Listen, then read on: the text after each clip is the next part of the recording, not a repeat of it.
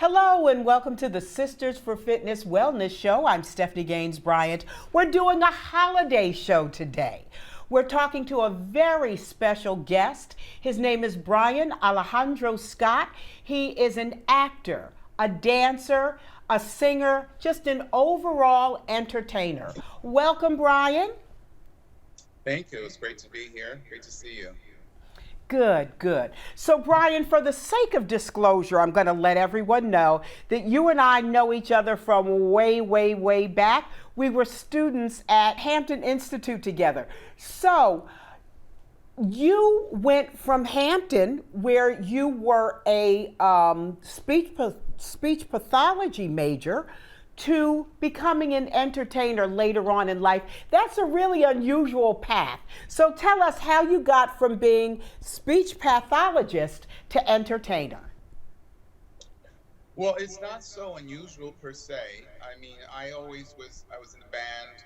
I was in a chorus. I had a solo at Carnegie Hall in the 70s. I never pursued music as a career because my parents, being immigrants to the United States, valued education. So I just did music on the side. I was in a marching band at Hampton, and I worked as a speech and language pathologist, a bilingual speech and language pathologist, because my mom's from Panama, so I speak Spanish. And I cut out a lot of years, but that's what I retired from. And I had a dance company because I was a dancer off Broadway. And I had a children's dance company for 18 years called the Experimental Dance Group. And so how did I get where I am now? Once I was getting ready to retire, I realized that I wasn't going to be working with children anymore.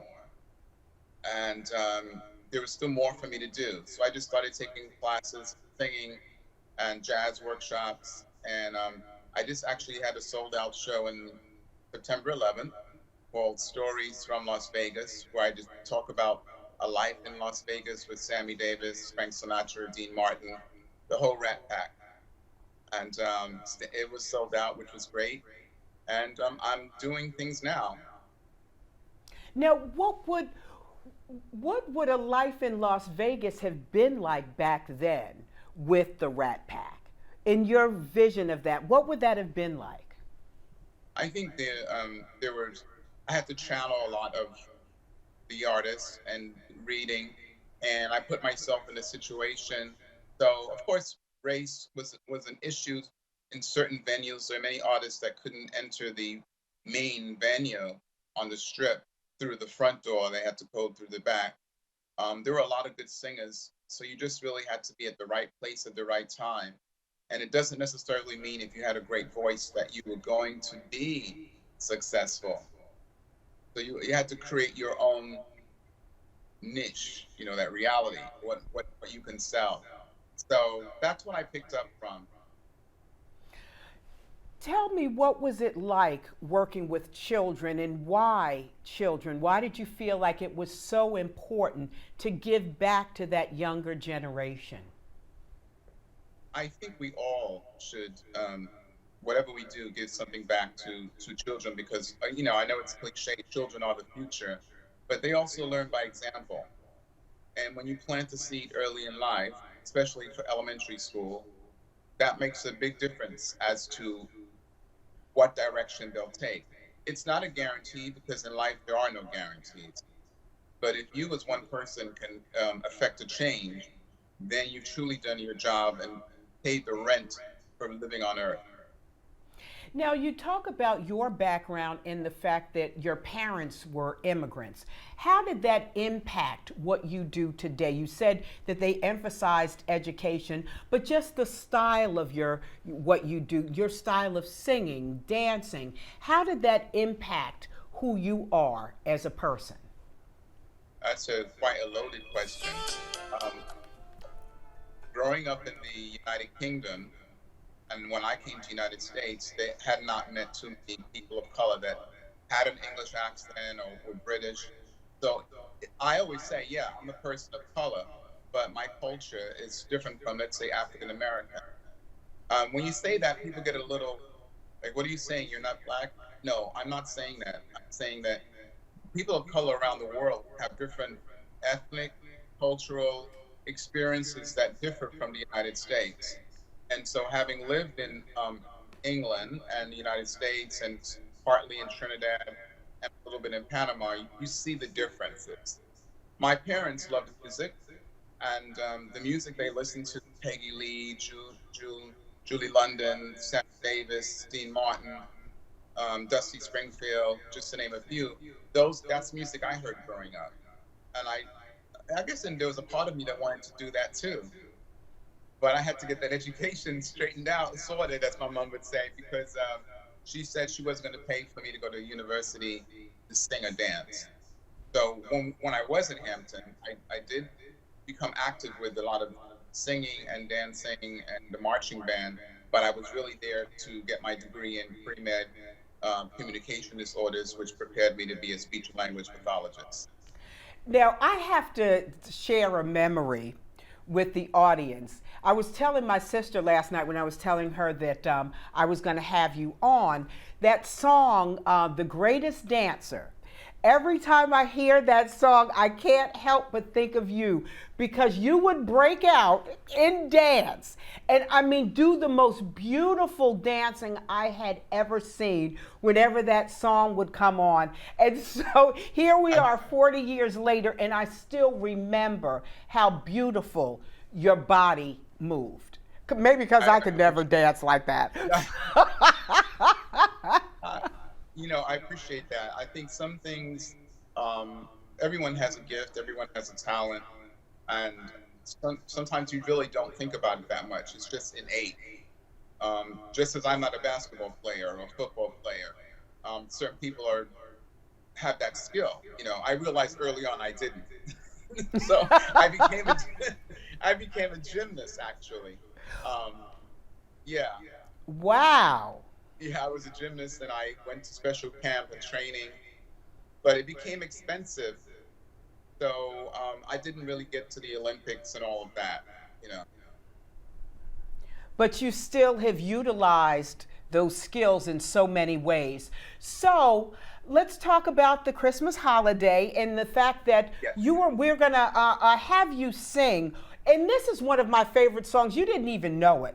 I'll Be Home for Christmas is just I've loved it. So many people have done it in so many different styles, but that's one of my favorite Christmas songs of all time. And I want you to share that song with us. So I want you to get ready. Everybody, Brian Alejandro Scott is going to sing I'll Be Home for Christmas.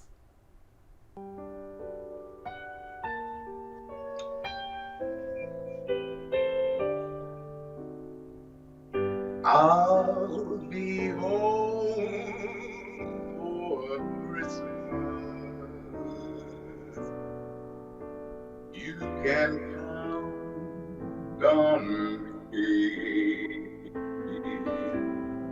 Please have snow and mistletoe and presents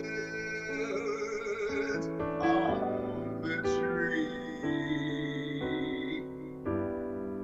Christmas Eve will find me where the love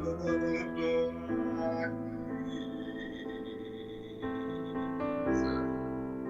I'll be home for Christmas, if only my dreams.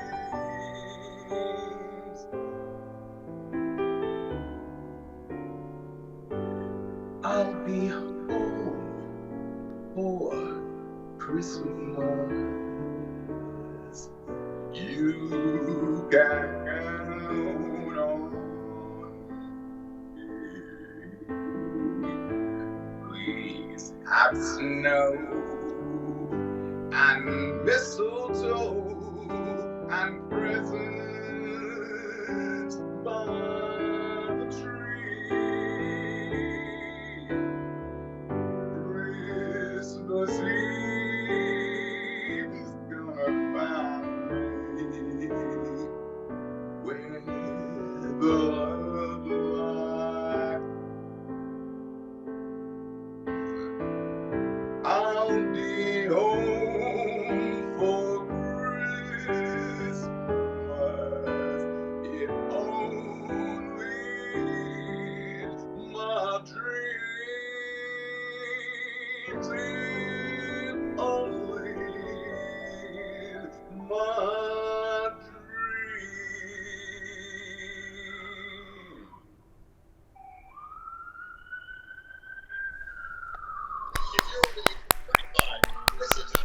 Wonderful. We heard one of my favorite tunes from Brian Alejandro Scott, I'll Be Home for Christmas. Is that one of your favorites as well, Brian? You know, it's funny. I heard a lot of people sing it, and I never really thought to sing it. But it's a musician I work with. That was his favorite song, so he taught it to me, and now I like it. It happens to be one of my top 5 songs. Now, Brian, you're an artist who is over 50. I'm not trying to bust you out for your age, but for people who want to start that second thing in their life and do something different than what their career has been for many years, what would your advice to be to people who are over 50 who want to start that second career? I think it's always hard to change, and you just have to let yourself be open about what you want to do, be clear, and don't have unrealistic expectations. And you have to do what you do because you love it. I sing because I enjoy it, and I'm still working on being a better singer. That never stops. You have artists like Sammy Davis who was singing from 8 years old, and that's a big difference for someone like me coming in at this part of my life. But our journeys are different. So when you change, you have to decide what is your journey. Don't compare yourself to other people.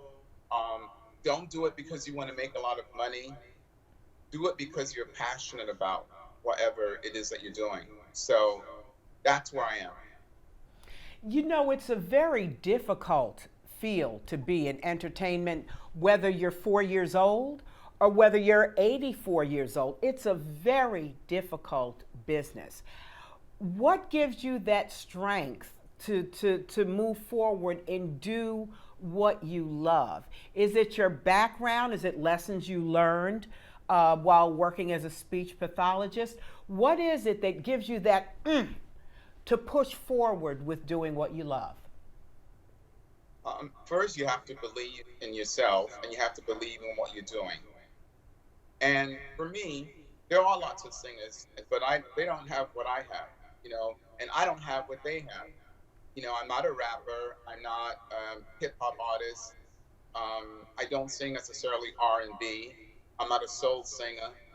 I'm more, I would say, Las Vegas, Broadway, and I enjoy it because there's a lot of people who remember those standards, and when I sing them, it makes them smile, and that's why I do what I do.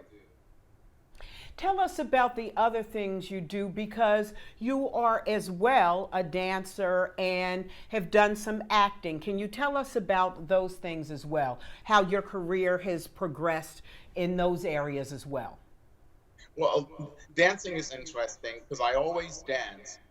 And I think people at Hampton thought I was part of the dance company. Yes! I did. I did audition and I didn't get accepted. So I always tell people you never know what's going to happen, because after that, I kept on taking dance classes, and I ended up being chosen to be part of a dance company. And as a result, I was off Broadway for about 12 years, and I danced all over Manhattan. I've gone to Europe teaching the Catherine Dunham technique. And so if someone says no, don't give up. I mean, it has to be realistic. Like if I was trying out for a basketball team and they said no, I think I could accept that. I'm not the tallest person. I'm not the tallest person, So I would say, okay, but if someone tells you no, you just got to go back and rethink it and work on it harder, or maybe even switch. Maybe there's something that you didn't look at that you possibly could do. So yeah, that's what I believe. You just mentioned the Catherine Dunham form of dance. What is that? What makes that different from other forms? What is that particular style? Oh, that's so important. And most dancers today don't know about the Dunham technique, which is a polyrhythmic dance technique that combines ballet, Caribbean rhythms, and a few African rhythms. I study under Joan Peters, one of the last Dunham legends at Alvin Ailey, and I am taking classes. Well, the pandemic kind of interfered with classes at Alvin Ailey, but I still teach something online with a co-dancer. And people like Eartha Kitt, Marlon Brando, Maya Angelou, many of these artists studied the Dunham technique, and she had a studio in Midtown. And if you see some of the ballets from Alvin Ailey, some of those ballets do show Dunham technique in there. It's just unfortunate that it's not as popular as it once was. And so a lot of young people, especially of color, don't even know that she was one of the first people to have her own dance company. And that was really phenomenal back in the time, considering she was a Black woman. She also got a PhD in anthropology. So a lot of the dances have history behind it. But what makes her style so powerful? I'm not a person who understands a lot about formal dance. What about her style was so appealing to all of those people you just named? First of all, it's not an easy technique, which is why I'm still in shape today. Even with a hip replacement a few days ago, I can still walk. What made it different? I think because it did combine ballet, but it spoke more to our body types and our rhythms, and being polyrhythmic. So your head's doing one thing, your shoulders doing something else, your hips are doing something else, and so it's not just moving. It's different things happening at the same time at different rhythms, which makes the technique a little difficult. When I met her at the Kid, I would say she was still looking quite well in her 70s at Cafe Carlisle, and I told her I had studied the technique, and of course after that we had a great conversation.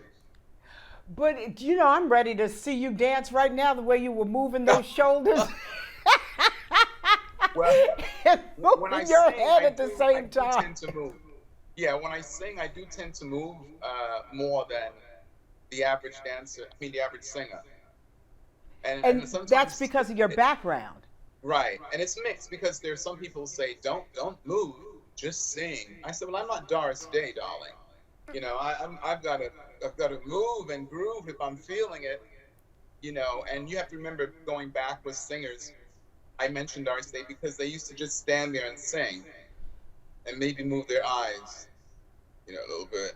But and Doris was a good singer. So I'm not saying she's not. I'm just saying that we, going back to your other question, have to find our inner self, our inner spirit, and what makes us different, and what speaks to our soul.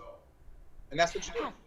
How has the acting been for you? What have you done in the area of acting?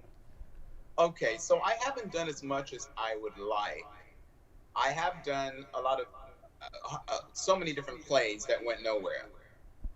I got tired of playing a slave or Martin Luther King or Malcolm X, I'm sorry. Frederick Douglass. I just couldn't do it. And then I did do a lot of extra work. I was on Sex and the City and a few other shows. I always felt as though I need the spotlight to be on me and my abilities. And if, as an extra, or even if you were like a featured extra, you don't get that much. You get something. I did do a short movie recently, which turned out, it was two characters, and it was very good. And I can't remember the name right now, but I just did it. Oh my God, I just did it, and a brilliant actor I worked with. And it was great to do it. It was an interesting storyline. It had to do with the church, two men who were gay, but one is sort of in a closet. And the trials and tribulations with that as a person of color, and being honest about sexuality and dealing with the church. As a person over 50, you just mentioned having a hip replacement. But it appears that just the things that you've done to keep yourself up and to keep yourself healthy really helped you with the recovery process with the hip replacement. Because when you told me that, I was like, what? I couldn't, that you were just kind of up and about so soon after that. So looks like that this life has been kind of good to you. It has. I mean, I exercise. I've always exercised every day. Even sometimes when I was a little hungover, I would still exercise. I was like, okay, I just got to get through this next set, and I'll lie down. And even now I'm doing different types of exercises to strengthen the hip, and it's a lot going on because you have this femoral head, the round thing that goes into the hip, and that's what allows you to move that leg. And so mine had deteriorated, so it was very, very, very excruciatingly painful. I walked 3 miles yesterday. The goal for doctors these days, though, is to get you walking as soon as possible. Very good, and I'm glad to see that. So, Brian, what we're going to do to wrap up the show is I want you to sing your choice of the next song. It could be a holiday song, it could be a non-holiday song, but I want you to not just take us out of this show in song, but let's start off the new year, because 2020 and 2021, I don't know about you, but just for the country as a whole, it's been a difficult time. So if you can take us out of 2021 and into 2022 with song, and it's the song of your choice. We've been watching Brian Alejandro Scott, and he's gonna take us out in song.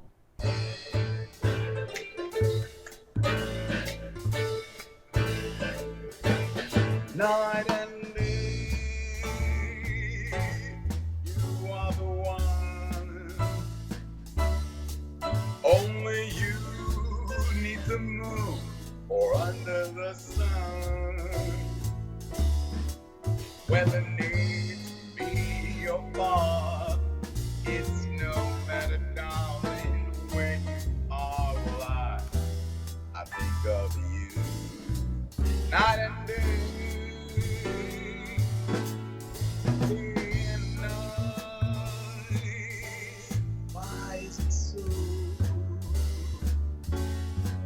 That this longing for you follows wherever I go. In the roaring traffic's room, in the silence of my lonely room, I think of you night and day. Night and day, under the there's an oh such a hungry yearning burning inside of me, and its torment won't be through till you let me spend my life making love to you day and night, night and day.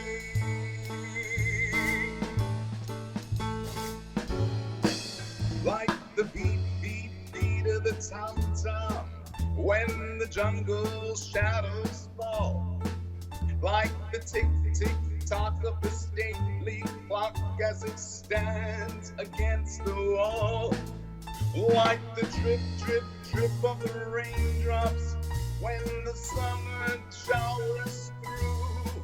So a voice within me keeps repeating you.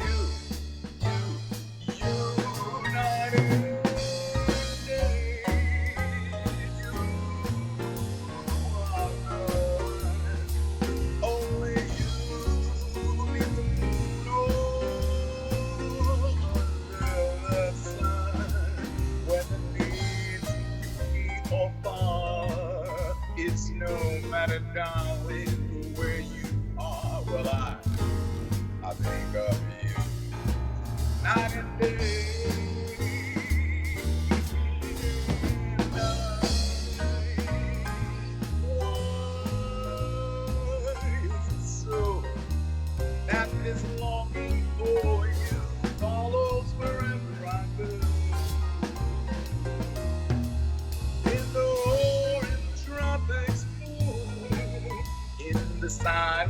of my lonely room. I think of you night and day, night and day. Oh, with the heart of me, there's an oh such a hungry yearning burning inside of me, and its torment won't be through till you let me spend my life making love to you day and night, day and night, day and night, night and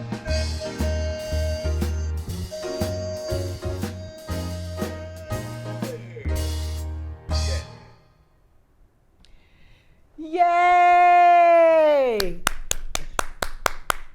Thank you so much. We've been listening to Brian Alejandro Scott. He's an entertainer, singer, dancer, just an all-around great guy, helping us ring in the holidays. I'm Stephanie Gaines-Bryant. This is the Sisters for Fitness Wellness Show.